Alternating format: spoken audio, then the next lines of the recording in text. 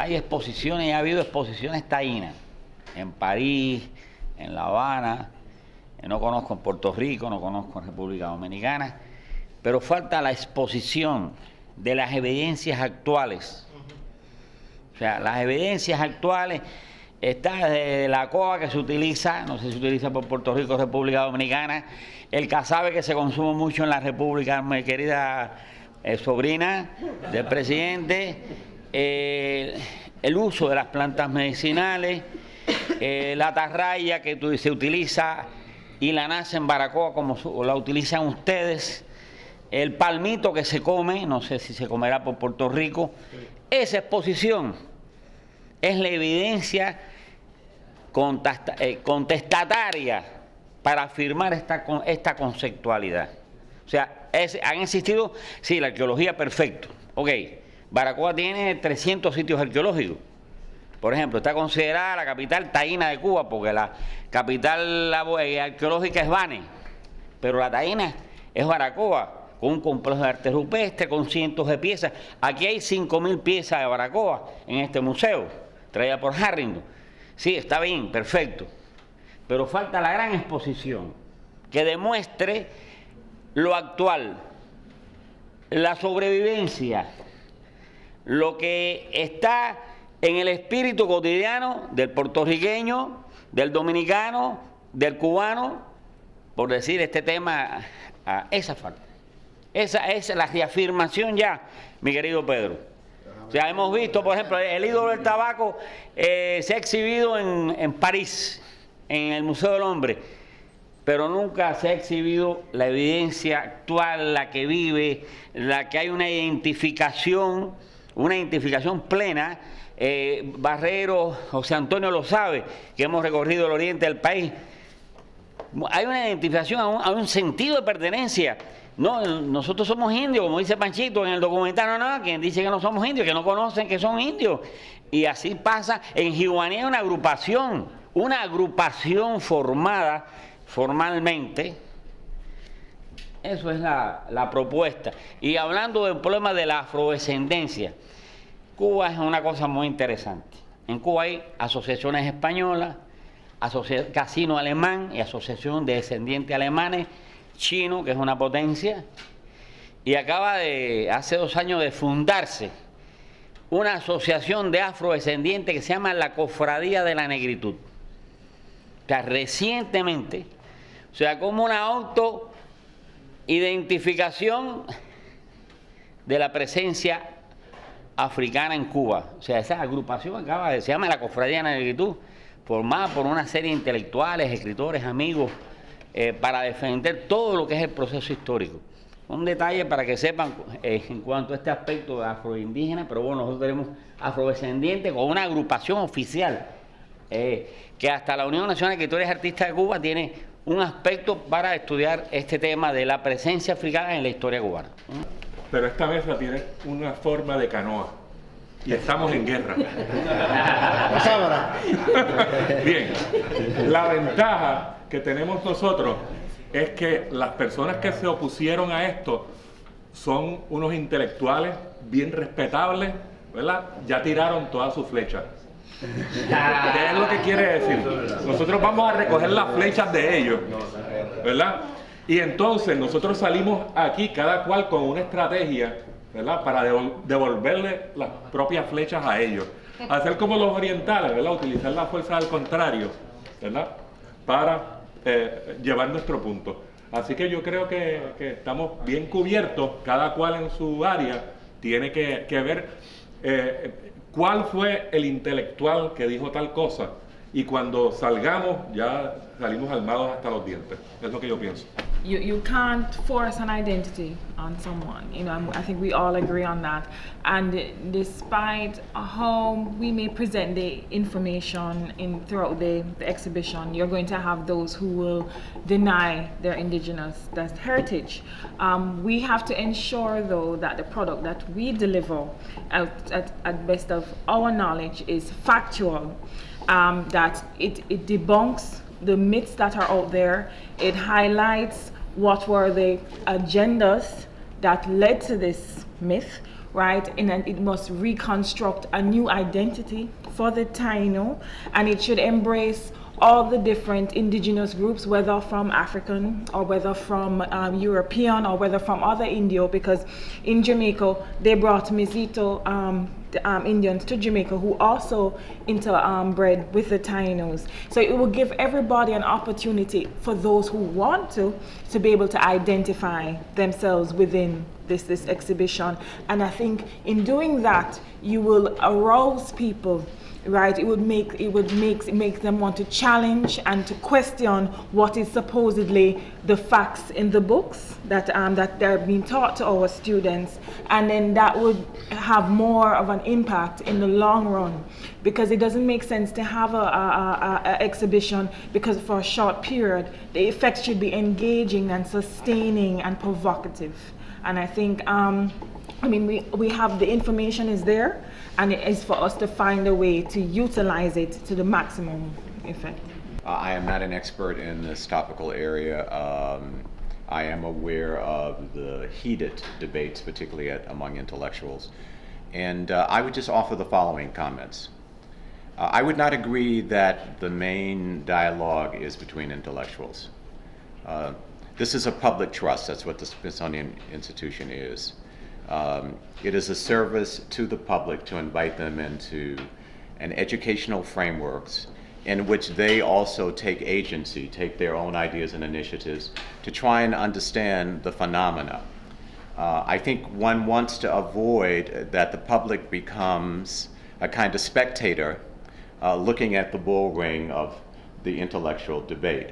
That's an immobilized public. That's an uneducated public.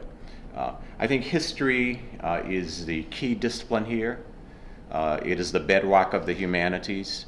If you're looking at the history of the atom, or you're looking at the history of Tainos or blacks and so forth and so on, how have these things evolved in historical perspective, and what have been the factors in the discourse, including the complexities and the controversies, such that a generalized public can step into that arena in a very proactive way and try to get some sense of what they think. Otherwise, they become spectators about, which intellectual tradition, which intellectual voice do I want to choose? And that's an old elitist museology.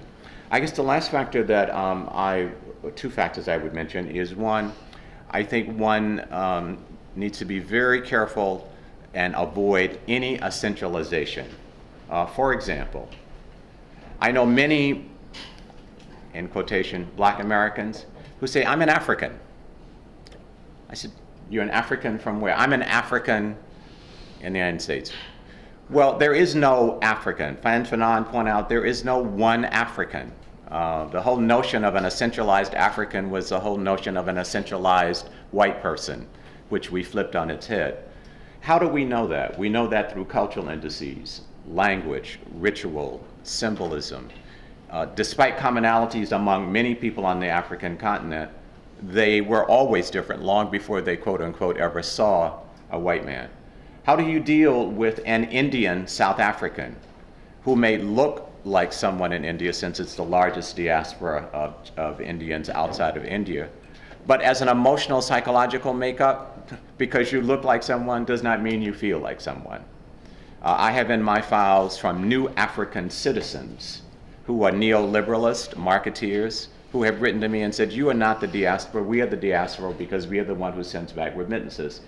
Now, the fact of the matter is that there are two diasporas. That's what history has presented us with. But I think these are the kinds of complexities. There is a lot of controversy. And I think it would be a big mistake if this ends up that it is looked at just simply through the eyes of those who are carrying on the intellectual discourse, be they formal scholars or be they community-based articulators and scholars. And the public is immobilized, trying to decide, as we look at this debate and the presidential election, do I really care that Mitt Romney raised $100 million in June and Obama only raised $75 million?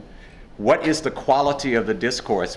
That puts me in a spectator. Which basketball player, which spear thrower do you want to choose, rather than what do I really think about what the money is being raised for? follow what I'm saying? And as I said, I don't have a dog in this fight either, but I am very concerned that there is a lot of heated emotion in the exchanges that I do see on email. And I've been involved in some of these discussions with some very, very close friends of mine who are like members of my family, just to say, you know what? You need to outline what are the different discourses going on, because this seems like it's either one way or it's another way. And truth is never that simple in the sciences or the humanities. So what are the complexities? And I think it's incumbent on all of you from your scholarly community points of view and from your institutional points of view to lay out the historical frameworks, the discourses, the issues of how the debate seems to occur, such that the public can be proactive and get engaged and not be a destabilized inanimate object or audience just looking at the debate. The last two comments and a few before also brought me to think that actually we say that there's this project risks to have heated intellectual debates, and that we need to not allow it to be so, to put the evidence in front of the public, and that the public engages in it and believes or not, or engage or comes together with it or not. But I think, according to what I've heard and what I look upon, that it's actually a very political subject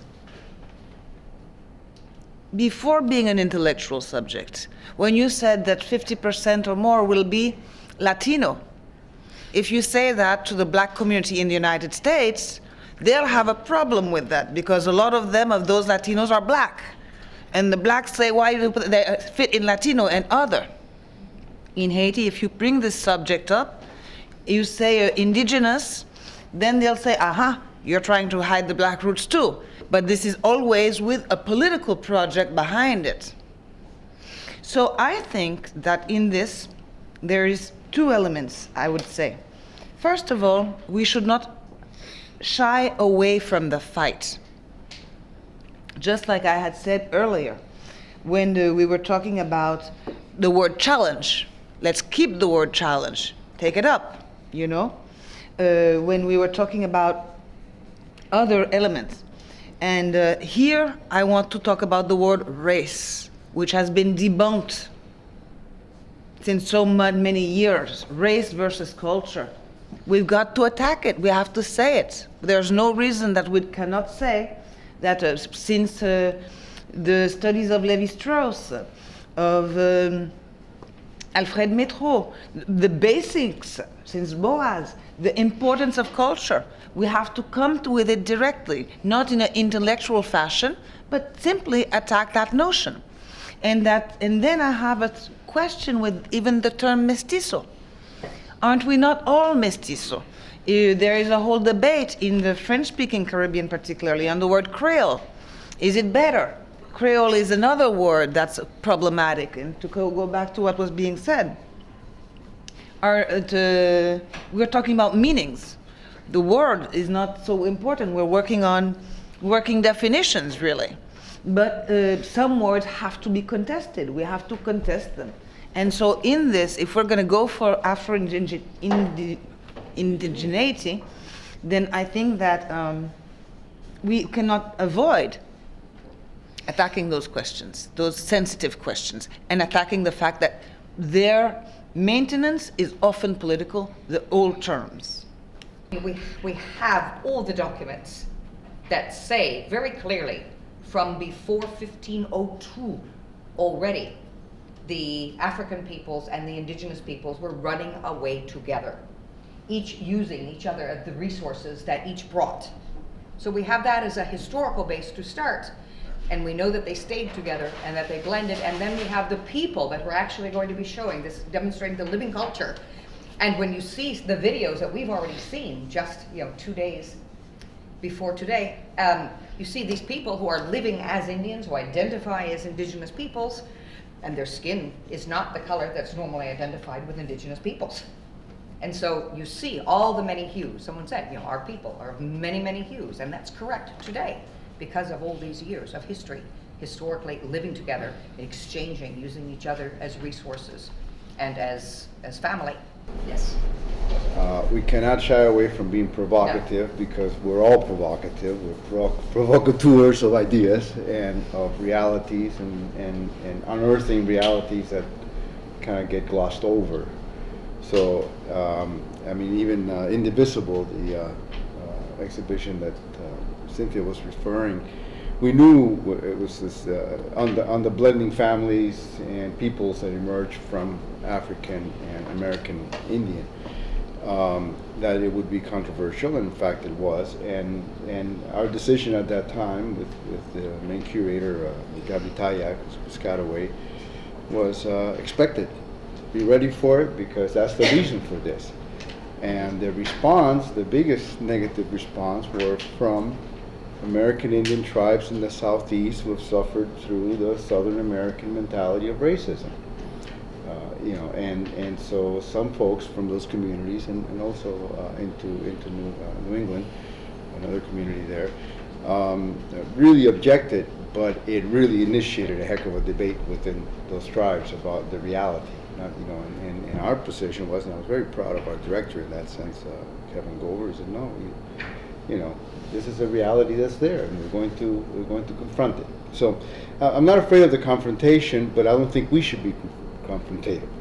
And I think what makes us really good, and what we've seen in this last few days and still seeing, is unassailable material. You know, a real integrity of the scholarly approach. And wonderful new material and very broad-minded material. We're not here to poke anybody in the eye. But we will, you know, like Marti said, you know, pity a man who has no friends and pity more a man who has no enemies. And so because we're serious, because the topic is important, we're going to move over a few stones. But I'll tell you, that's changing. I saw an interview with Sweat Badillo on the YouTube, and he was so against this idea just a few years ago, and he's starting to say, as Puerto Ricanos, we have a right to define ourselves. We have a right to choose those parts of our past and our present that we want to put forth. So, you know, there are cracks in that old thinking.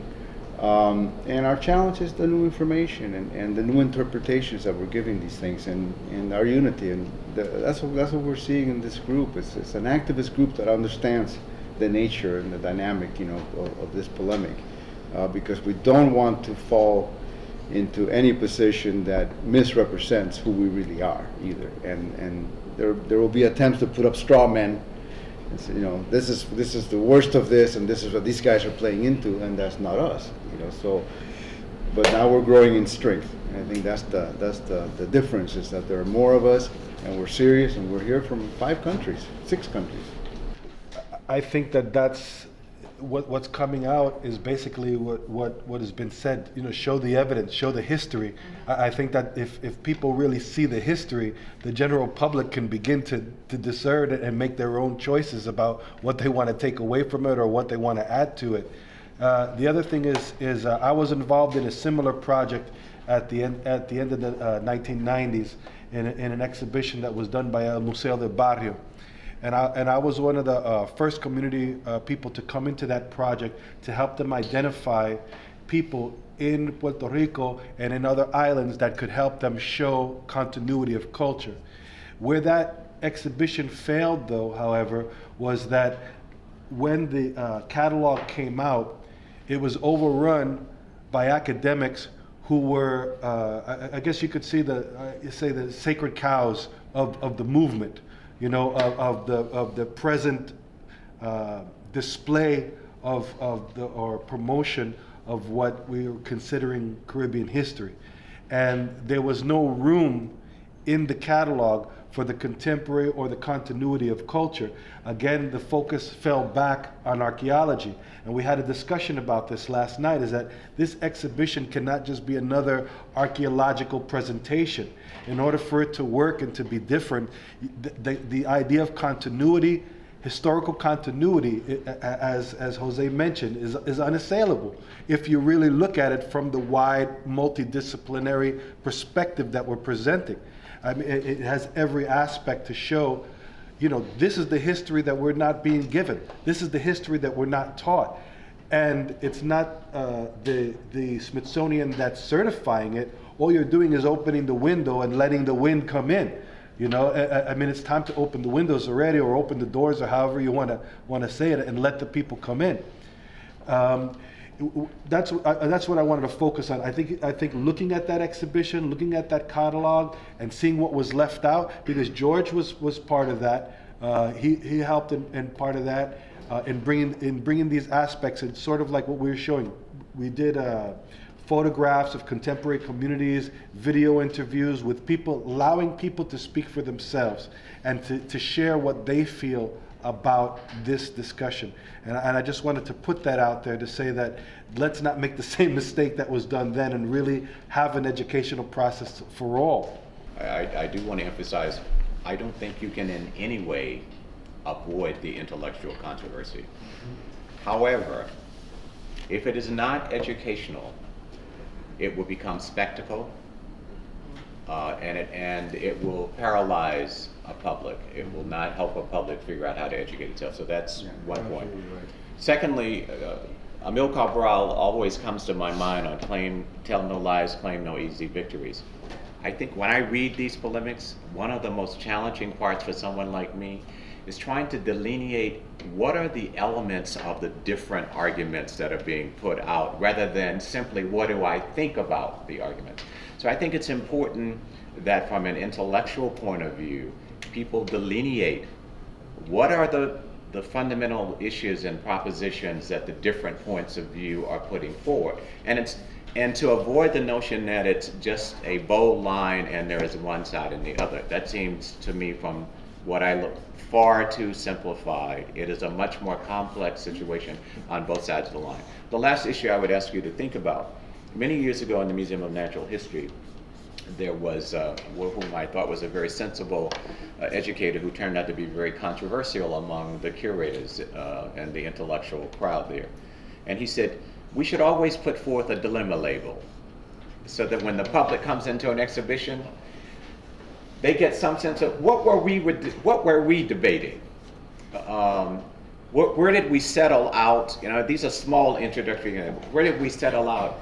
And what are the things that we actually put in here that it might have been a 5-4 kind of Supreme Court call, but because that's what the knowledge process is about. It's never a finite. I mean, that's why you keep doing the research. That's why positive revision is a crucial, indispensable element of what we do, rather than revisionism. So I think that is a way of erring. And then where you do have opponents, it forces those arguments then to be clear, or simply to be hot air. And a lot of the arguments that I do see on both sides, despite the astounding intellectual background of some of the people, I feel is hot air because the subjective factor is overcoming any real attempt to educate someone else. It's just a competition of voices. So I'd ask you to think about that, but you cannot avoid the controversy. But if the controversy is not educational, I don't think it's going to illuminate very much. This is an exhibition, however, that I think will benefit from the human voices. So we have to think about how, in terms of our museological methodology, you know, not just have media for the sake of media, but have media really be a communicative tool for us. Because if we're talking about living traditions and living cultures, how do we put historical evidence, archaeological evidence, genetic evidence side by side with oral histories, with people's living traditions, with photographs of people actually showing, you know, activities. So I think be thinking also about those strategies once we start looking at kind of the methodological approaches to our museology as well.